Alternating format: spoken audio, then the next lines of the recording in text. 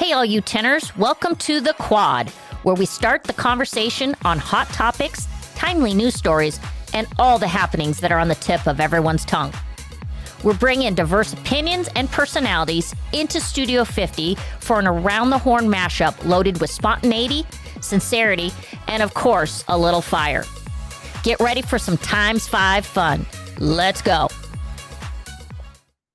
Okay, welcome to the Quad. All right, we got, sorry, I think my hair moved on that one too. I was really enthusiastic because I'm enthusiastic about our guest today. Yes, I am so excited. Hot flashes, cool topics. I know, what a great name. And it's Bridgett and Colleen. They are amazing ladies. Their podcast has been going on for 4 years, which as a fellow podcaster, that's a long run.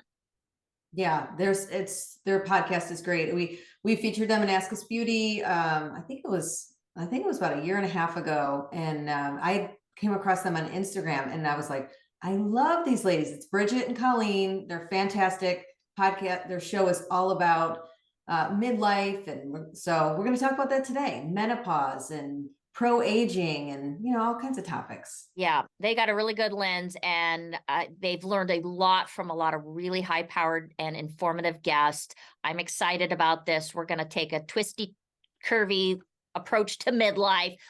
Let's go. Let's go. Okay, welcome, Bridgett and Colleen. Yes. We call this the Quad. It's our thing. Yeah. So I am super hyped to do this because we've been following you guys and love your content. You're doing amazing things for women, especially in that midlife lane. And this is going to be great because we're going to chop up some things that us women in midlife and menopausal women sometimes struggle with.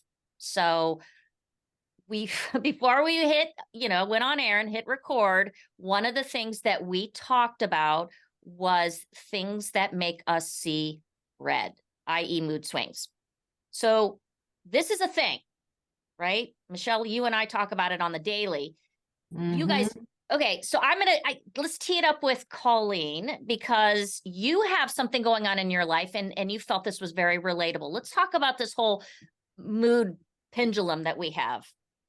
Well, it's a lot of women suffer with rage during menopause. That's not funny. I shouldn't laugh. But it's true. And I don't think that, they're given the grace that they should be given because, I have construction, which you might be able to hear in the background, construction going on in my house. And they had all scheduled different weeks and decided, I think I'll just all come at the same day. And normally I would let it go. Now I'm like, really the red, it's the steam is coming out of my ears because I don't have the patience. Maybe that's it. I just don't have the patience. So my seeing red today is definitely the people banging on the walls as we speak. What about you, Bridgett? Well, as you know, Colleen, we're having a pool built and they hit a breaker and my internet was turned off twice, once right before Colleen and I were getting ready to go on this morning. And then they hit something else and all my outdoor outlets aren't working. And I just paid for Christmas lights. So, those things, like you said, I know they sound like they're first world problems and I actually feel guilty about seeing red over that, but they do make me see red. But menopausal women, I feel like it's such a cruddy rap for that. The whole Karen stuff came out, the whole calling everybody a Karen. And it's because nobody freaking listens to us until we start to get loud, until our body starts shaking and we are moving our fist and everything else. I feel like sometimes that's what I have to do to get anybody's attention. And that's so true. And I was laughing when you said that, Colleen, about raging, because my sister has children ages 9 to 22, and they all call her the rager. And they're like, oh, mom's raging again. And she's 54. And, I don't know if it's the menopause or having 4 children, but it's, I'm like, give your mom a break. I'm like, my goodness. I'm like, maybe if you guys, listened and paid attention or did something that she asked the first time, we wouldn't have to rage, right? Yeah. There are so many reasons to rage. So many. Yeah. Well, I'm glad you guys said that because I'm an empty nester and I'm also a female surrounded by all men, including my 2 dogs. Okay. And they don't understand women. My adult boys do not understand women and moods and mood swings. But I do feel like you get that feeling of frustration when you have to say things multiple times. And then finally, the 5th time you have to repeat yourself, that's when the volume level goes sky high and you're seeing red. Yeah. And Okay. Let me ask you this, Bridgett, because this is also a thing and no one in my family understands it, but other women seem to. Noises. I don't know if it's because kids are gone and now it's quiet in the house, but I literally lose my shit when the hubby brings out peanuts, pistachios, or any form of potato chip. Does anyone else feel that way? Oh, it's so weird what will bother you. And this is so ugly of me, but here I go. So we were watching The Golden Bachelor, and the guy, he seems fine, whatever. He opened his mouth and started talking. And I went, oh, no. I said, no. I would never date that guy. I cannot stand his voice. My husband was Yes. dying, but it's so weird. That's so mean of me. So this is another thing. I just feel guilt all the time, but I felt so horrible for thinking that, but it's like I said, his voice, I could never handle that. So I noises. feel guilty. Well, seriously, Yeah, why do you that's have to true. feel guilty? I don't know. Isn't that weird? I feel bad about anything that I don't like. I feel guilty about, which Why? is stupid. Catholic upbringing. Yeah. You're taught to think that way. But, I did. And I just said, there is no way I could handle that guy's voice. I don't Yeah. know. It's so funny. I think I was telling Lori yesterday, and I'm like, it is these little, see red or things that annoy you. I love people, but I find myself under my breath saying, oh, I hate people. Yesterday I went to the gym and I couldn't find a parking spot. And like, there was 4 people that took up 2 spots. And I was like, I want to kill someone right now. And I was like, those are the little things. And like, that just bothered me. And I let it go, 5 minutes later, but like walking into the gym, I was cursing everyone out. Mm-hmm. Yeah. Well, let me ask you this. Okay, Colleen, you take this one up. I'm tossing you a cookie here. Okay. We kind of are at a disadvantage because couple menopause, midlife with the whole scenario with the pandemic. I feel like we put gasoline on the fire and where really things start to set us off and we have an excuse for them to set us off because we're cloistered. What are your thoughts there? It kind of was the perfect storm Mm-hmm. because, you have kids coming home from school because maybe your kids are in college and they had to come home during the pandemic. And then you're spending an exorbitant amount of time talking to everyone, which normally you wouldn't have to do. And I think, being by yourself as you get older isn't such a terrible thing. It's kind of nice. It's quiet. You get to do what you want. So, Bridgett had a thing because she was really having trouble with the empty nest. Like she was sad all the time. And the kids coming back from college, well, not college, the kids were working at that point, kind of made her say, you know what, you can go now. You can be free. It cured me. And I did. I was so happy. They both live out of state. They came back and then they went back. And I was like, I think I'm cured. Yeah, it cured me. I needed that little bit. And now I just kind of feel like I'm a big proponent of I'm done for the day. The door's closing. Don't bother me. Like there's many times where I've said today is over. I'll see you tomorrow because I've just reached my limit and I need my downtime. And Bridgett knows I'm a 10 o'clock person. Don't start a conversation with me at 9:59 because you're just going to see me sound asleep. I honestly shut off. So I think it does. Her eyelids look like blinds going down. They really do. I've seen it. You said it right. You're setting the expectation. Like, listen, this is it. Don't come for me after. I'm done. I actually say the same thing because I have one mode normally, which is go. Michelle and I share that kind of gear. And then it's stop. And I think it's about 8 o'clock for me. Like, I don't want to talk. If you talk to me, I sound like I have marbles in my mouth, and because I'm just exhausted. I really like my energy level drops so significantly during the nighttime hours.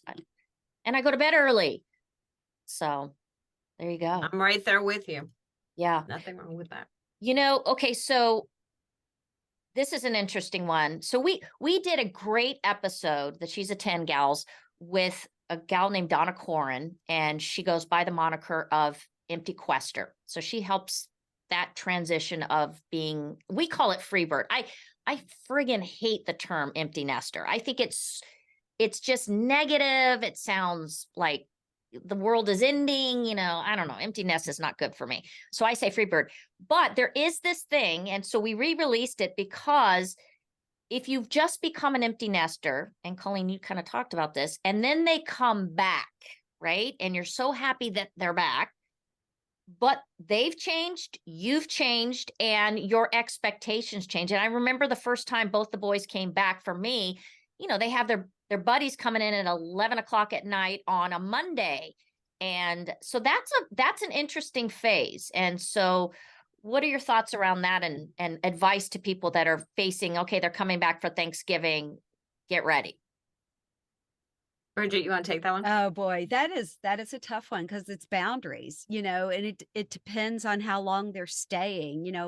If they're staying for like 4 days and they want to see their buddies that they went to school with or something like that, I might have a little bit more leadway with that. Just like, okay, that's okay. But if they've moved back in and that's going to be the norm, we have to have some boundaries here. And I know that is a tough thing when you have an independent 25-plus-year-old, trying to save money or stay in your home. But yeah, there has to be some boundaries and understanding. And especially if knew those friends growing up, then it might be a little easier to have a little bit more boundaries in that area. Just like, we can't have this, or you're just going to have to move somewhere else, or move your bedroom ways somewhere else. You need to go. You just need to need go. to You need You to need We to call it the revolving door, because I have daughters. I don't have sons. Well, I have a son-in-law now, but I have daughters,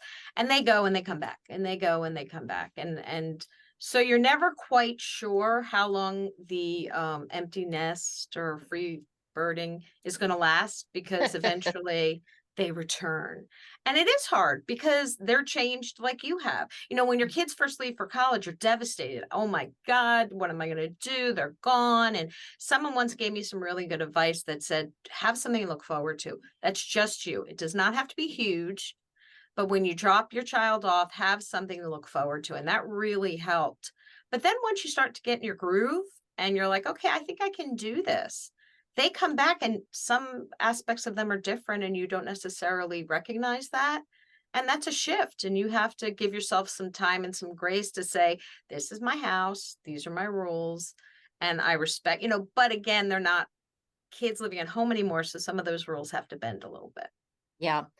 Someone gave me really good advice, because as the kids become adult, typically when they call or when they're home, they want to get advice, which, so I have been using an expression like, well, you need to, right? And this was actually a psychiatrist that works with adult kids, says you can never say that's the worst thing to say to your adult children, is you need to. And so I think that as they become adults and they get these experiences and then come back to you, I think you have to almost change your language to some extent. Absolutely. What are your thoughts?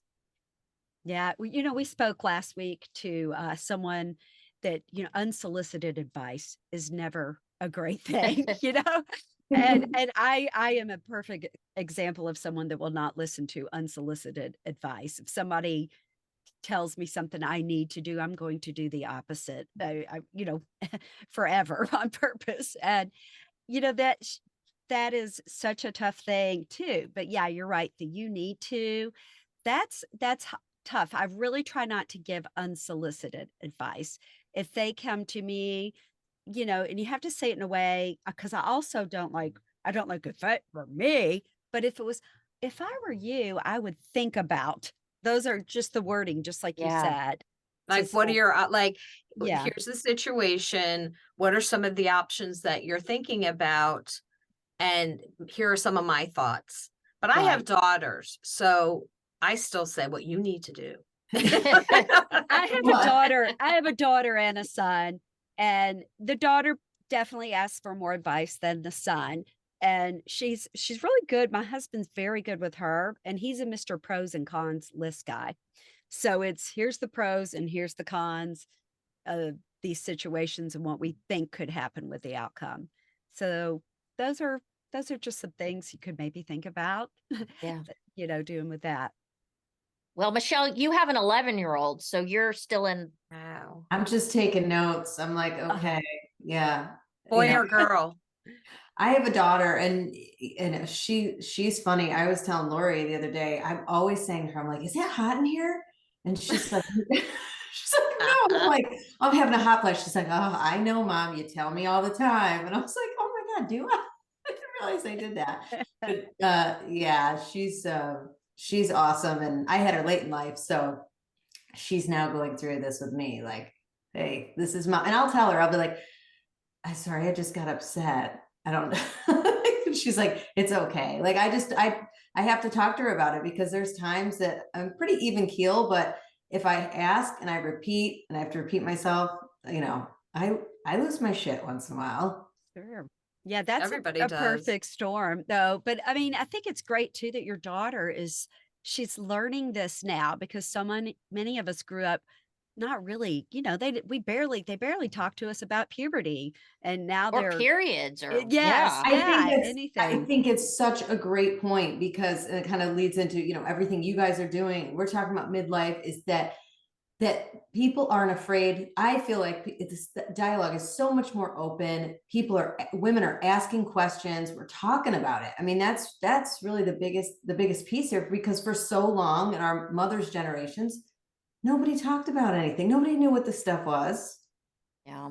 Right. Well, and I actually had to sit down with my two boys this past summer. So I have one that's graduated college and then one that's a sophomore, and they came back and talking about, the mood swings and things that annoy me and things that they need to be respectful of. And after having that conversation, it led them to have a conversation with me of things that I do that they just don't like. And man, it got incrementally more harmonious in the house after having that proactive, exchange of things. Yeah.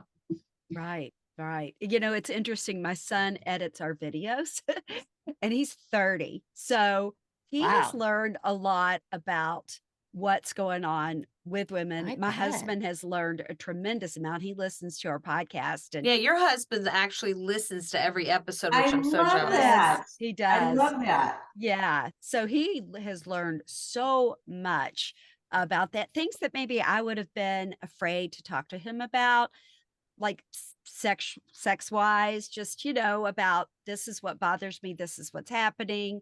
And then it's like, oh, okay. And now I'm listening, and all these expert doctors, professionals, everyone that you've had on your show.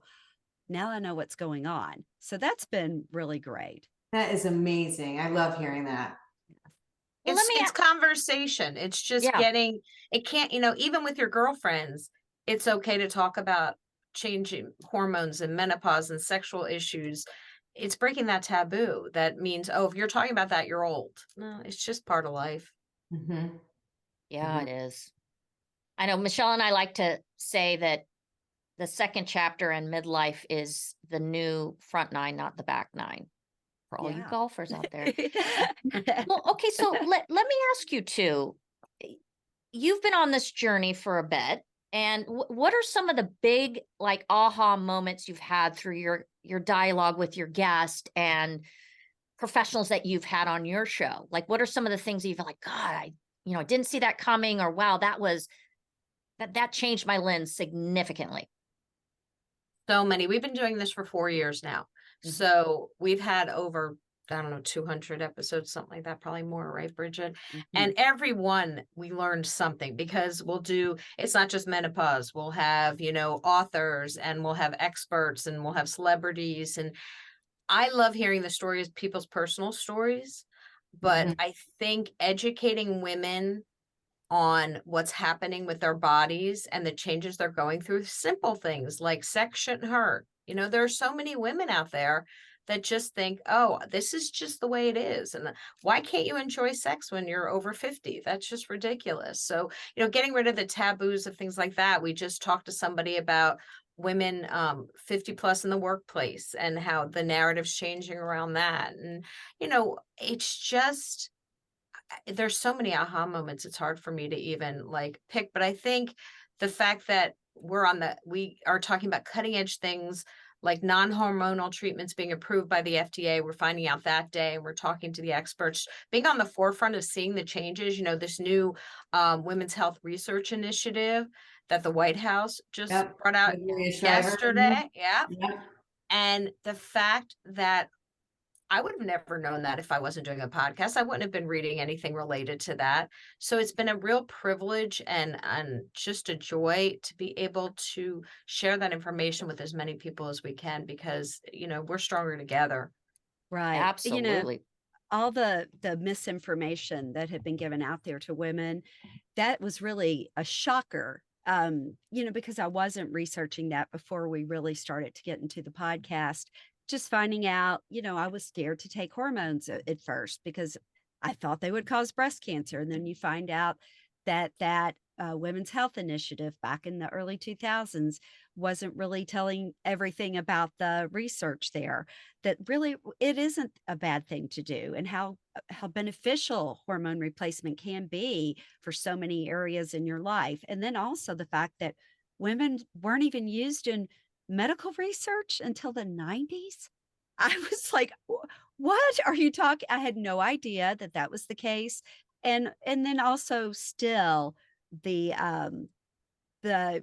things that women, the approval for things that you talk about for women health wise, how they are not approved. Like but you hear- testosterone. yeah, like, Yeah. yeah. Or just even men, just advertisement for women for the Addy pill that helps with sexual desire. But you'll see ED stuff all over the place. And it's amazing what we're learning. Femtech out there has been amazing.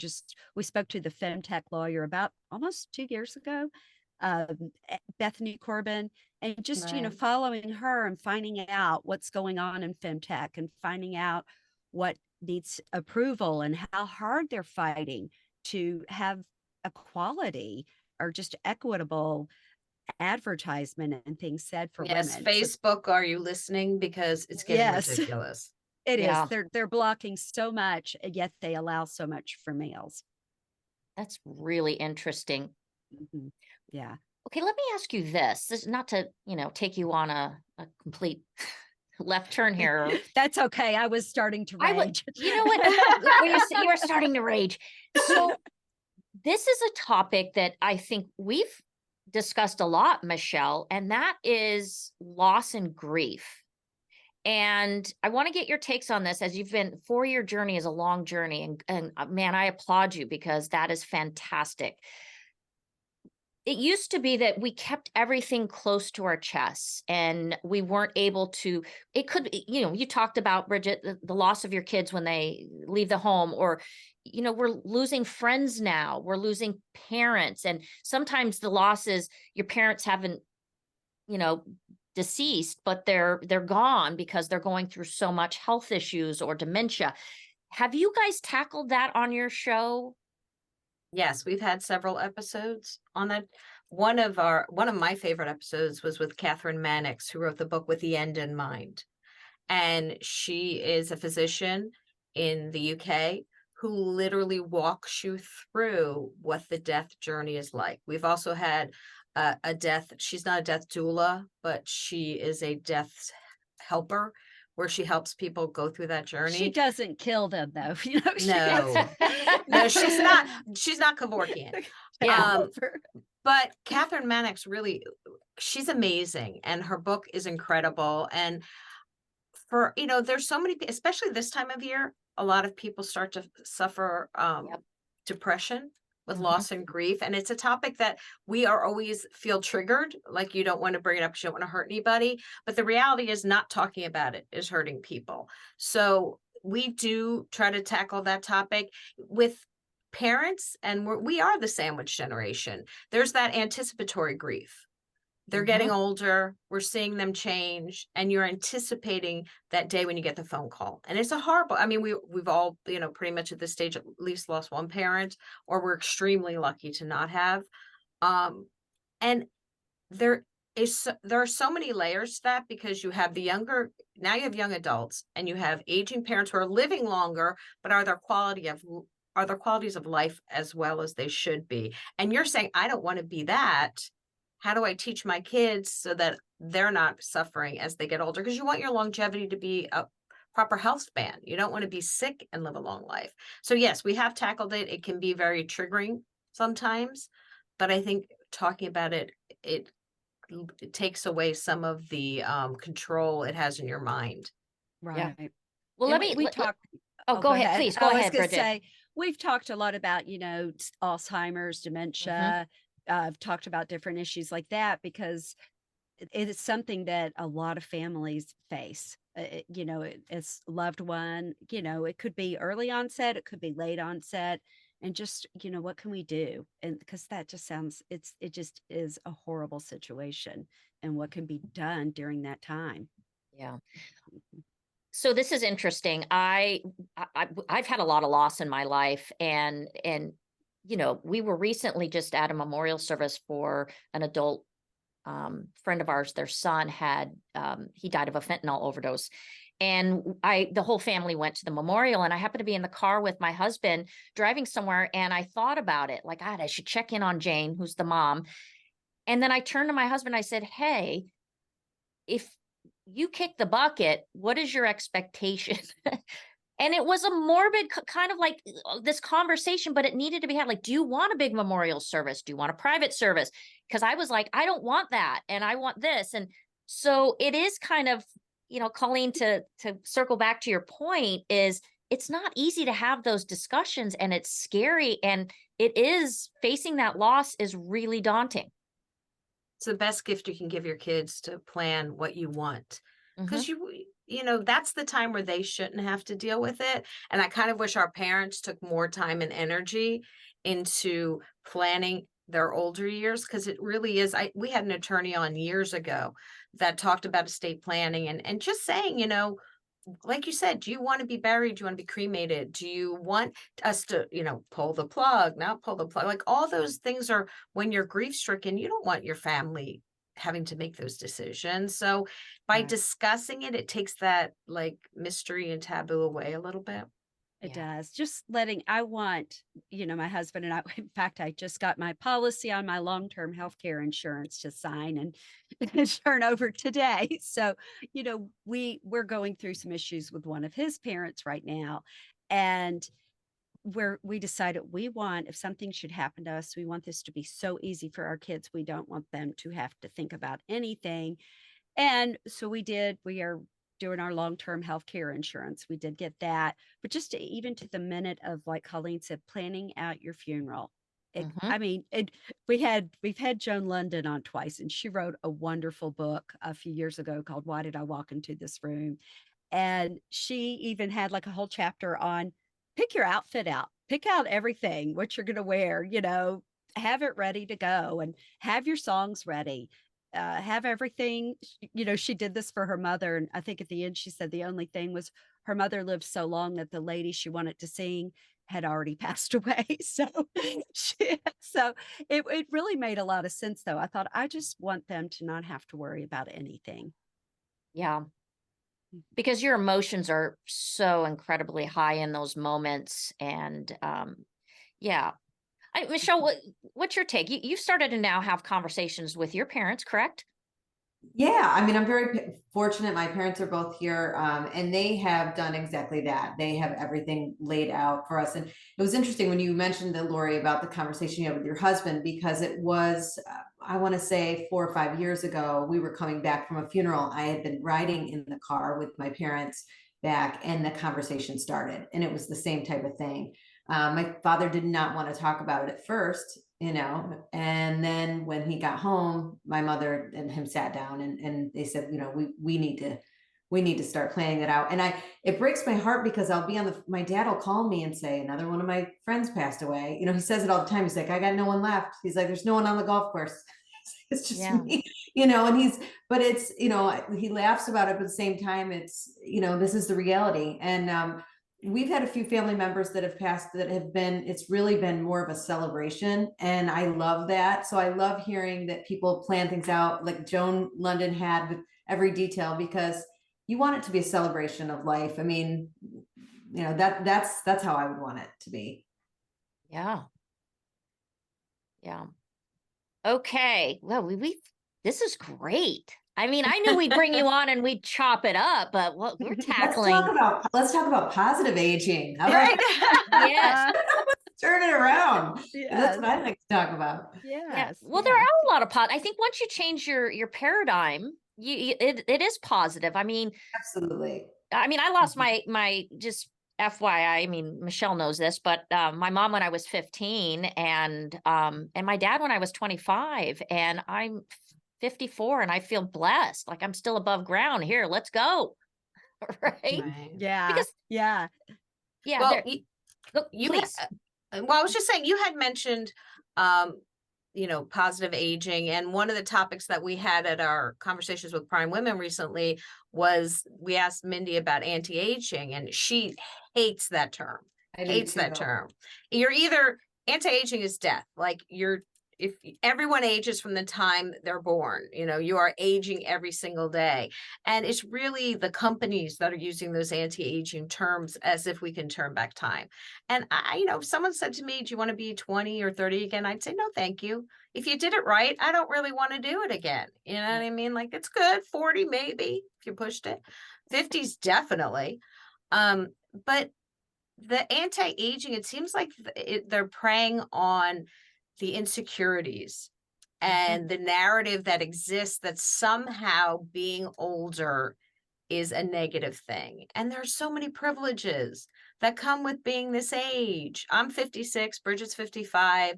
Like, there are just so many privileges. The fact that I get to see my daughter get married, and that my other daughter start to, a new life in a new state. Like, these are all privileges that a lot of people and a lot of my friends didn't get to see. So that whole anti-aging thing really pisses me off. It's that me too. And I have dedicated my life to kind of this positive aging, pro-aging, define beauty on your own terms. Like, all of this is everything that I stand for, because people try to put us in a box. The media tries to, advertising, marketing, everything tries to drive this narrative of things, of the negative. We're trying to flip that. So positive aging, all for that.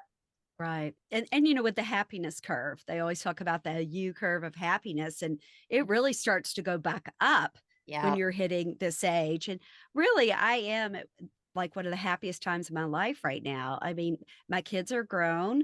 They're out of the house. My husband just retired. We have time to travel. We have time to do a lot of the things that we want to do that when we got married in our early 20s, we couldn't afford, or we had kids, so then we couldn't take them with us. So it's really great. And I really enjoy being around my adult kids, not living in my home, but I do enjoy, like, we're getting ready to see them next week. We're going to go to California. We're all going to winery, and it's going to be great. I enjoy doing things like that. It was funny. Melissa Gilbert brought that up at our conversations with Prime Women about her 28-year-old son, how he would coming come back. back. Because I'm really tired of parenting you. She said, you want to go have a drink? Great. But she was like, call me Melissa. Yeah. I don't want to mom you anymore. No, it's funny you say that, because we just had that in the car. We were talking about our kids and when does it stop? Like, we've done our job. But so I want to tell you kind of what I think. I mean, I think this time of life is the best. I mean, it has different challenges, but I feel like a puppy again, and or a toddler. And the reason why I say that is that now I can appreciate some of the real little things you know, if you watch a toddler in the backyard, they're going to pick out a ladybug on a blade of grass like nobody's business. And now I feel like it's our chance to kind of do all the little things that we were so busy and we just kind of blew through doing our careers and mommying and all that other stuff. Now it's our time. And like even just picking up a book at 3 p.m. in the afternoon, I would never have done that because I felt like, oh, I got to do stuff. I got to be productive. I got to do this. I got carpool. And now just having the grace and giving myself the grace to just do shit like that on the daily is amazing. Thoughts? 100%. There's so many privileges that come with being older that people spend a lot of time looking backwards. I was a mom with kids at home. I was a career person but when you're looking backwards, you're missing what's in front of you and what you have to look forward to. So I always say it doesn't have to be one or the other. You can have two emotions at the same time. You can be sad that a certain chapter is over in your life and still excited for the next one. So I think if we change the focus on the positives, I mean, really, I don't want my period anymore. What the heck do I want that anymore? Like, what's the purpose? I don't want to be in carpool. Like when I have grandkids, knock wood, I will pinch it whenever they need it, pitch it whenever they need it. But I don't want to do it on the regular. Like, it's just, if you do it once and you do it well and love it, you don't need to keep repeating it. Yeah. Amen to that. So, okay. This has been amazing. And I know you guys have all of your midlife things to do. Give the sledgehammer takeaway for both your podcast, your platform, and what you want people to know about the work you're doing. We'll start with you, Bridgett. Oh boy. Oh God. You know, no pressure. I know. I want women to just know that there are so many options out there for them, that this is a great time of life. And if you are feeling really sad, that therapy's not a bad thing. So try to seek out, try different therapists out, telehealth, everything like that.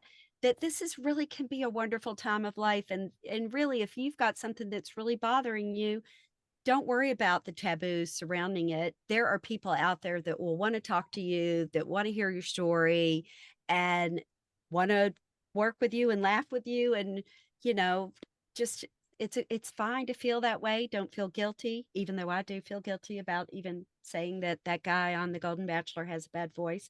But you know, but really that this is just a great time. And, you know, we want to do everything. We want our daughters to take this time of life, you know, the things that we're learning for granted. We want it to be available to them, that they don't have to do all the research that we're doing, that we'll do it, and that you're going to have it ready, and that their midlives are going to be great, and that our midlives are great. Well, I would say, you know, Hot Flashes and Cool Topics, like we said, the podcast started 4 years ago, and our intent was always to kind of change the narrative one conversation at a time. And it's been an absolute privilege to do that the last 4 years.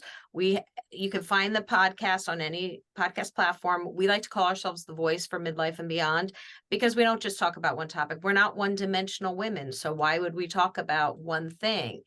And if anyone ever has ideas that they want to hear, they can always email us at hotflashescooltopics@gmail.com with a topic. We don't claim to be the experts, but we will find the experts that are doing that. And, you know, we're on YouTube, we're on Instagram, all that fun stuff. We are doing in-person events called Conversations with Prime Women. We have one coming up next year in New York City in April. Details to follow because we don't have a date certain. But, you know, we want women to feel empowered, to feel like they can do whatever they want at this time of life, and to really just have a conversation with each other, feeling like we're not alone. Bridgett always says, you know, the worst part is to feel alone in your journey, and you don't want to feel alone. So that's what we try to do. We try to build a community one conversation at a time. Awesome. And I'm just going to underscore something. You guys are incredibly relatable. I mean, I knew that from your Instagram and seeing your content, but having you here today with us, you're just really cool chicks. Oh, so maybe change your moniker to Hot Flashes Cool Chicks. I don't know. Cool chicks. It might work, Bridgett. It might work.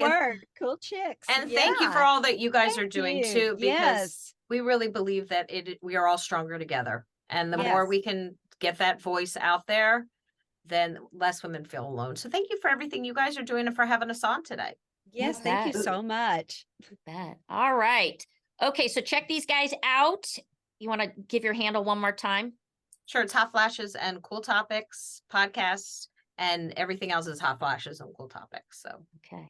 That is a cool name. thank you. We love our name because the idea is that you live your best lives, and whatever that looks like to you, you try to, every day is a perfect effort to get that 10-day out of your life. But we did have a problem with one celebrity who did not like our name, and we're working through that issue, right, Michelle? Are you Yeah, kidding me? she didn't get, I don't think she got the concept, like she's Yeah, a she's spy. a big Wasn't hidden. celebrity that's been in front of the camera. So maybe along the way, someone told her that, well, you're no longer a 10. So I don't know, but Maybe, Yeah. maybe that was triggering for her. It's Yeah. maybe triggering. it should- Yeah. she she saw saw red. Saw Yeah. red. It was raging. She was raging. Yeah, we all So got it, that's- right? He Oh just said, my are you gosh. menopausal? Is this happening? It's okay. Oh yeah. my. It is funny that you say that because some people do run from that word menopause. They act like Yeah. it's some horrible disease that I don't know. You're gonna that catch? Yeah, yeah. And we've heard that not really directly to us, but we've heard other celebrities don't want to hear the word menopause. Yeah, they and- don't want to talk about certain things like aging and menopause. Yes. Wh- Yeah. Even though what they're do you doing both. what do you call it if you don't call it menopause? I know. I You mean, know, there's a really great book out there. Dr. Luann Brizendine wrote The Upgrade, and she Yes. retitled it The Oh. Upgrade. So, I and love that. it's such Yeah. a good book. Highly recommend having her she's on. great. She's great. Yeah, I'm wonderful. gonna check Okay. that out. Mhm, mhm. The She, upgrade. So she's you could written call a it- few others. You Yeah. could call it like the she's the XX brain. I think the Yeah, female the brain. the female brain, right. I'm Female sitting here looking brain. at my bookshelf to see if I can find her book right now. But you just look like you're pointing to nothing. I'm just at pointing that to point. the sky. Look at the Yeah, sky. It's yeah, up you're there. like you're in the But she's- metaverse. She's in the Yes, metaverse. She's a that's 10 right. metaverse. Yeah. So That's they call right. it the upgrade. So you can always call it the upgrade if you prefer not to call it menopause. But But it she's is great. still menopause. So there, Mhm, Well, I yeah. call myself the upgrade. So there you go. There There you you go. go. There you Not go. I like I'm just kidding. All right. Thank you, ladies, for Thank being with you. us, and Thank give you them so a much. follow. Their Instagram is really fun and informative. And we'll catch you next week, everybody. All Okay. right. bye-bye.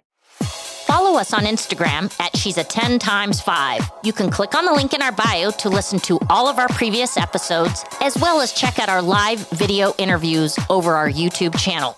You can also find us on Apple, Spotify, iHeart, pretty much wherever else you decide to listen to your favorite podcast.